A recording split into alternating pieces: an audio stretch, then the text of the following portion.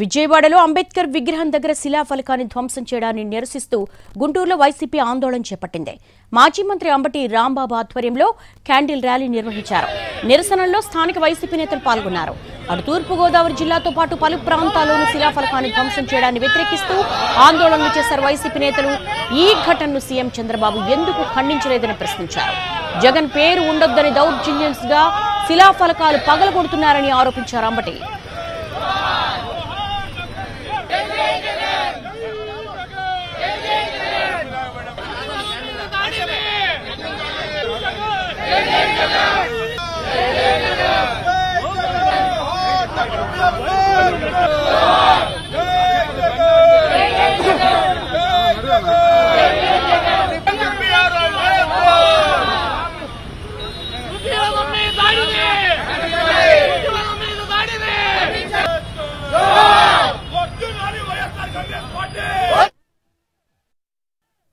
ఒక జీవాన్ని తీసుకురమ్మనండి ప్రభుత్వం.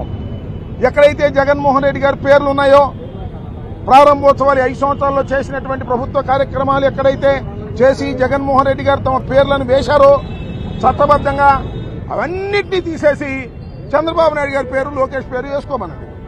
ఒక చట్టాన్ని తీసుకురమ్మనండి, ఒక జీవాన్ని తీసుకురమ్మండి. దాన్ని న్యాయస్థానాల్లో ఛాలెంజ్ చేస్తాం. ఇలా ముసుగేసుకుని చీకట్లో అర్ధరాత్రి పూట దౌర్జన్యంగా శిలాఫలకాలను పగలగొట్టే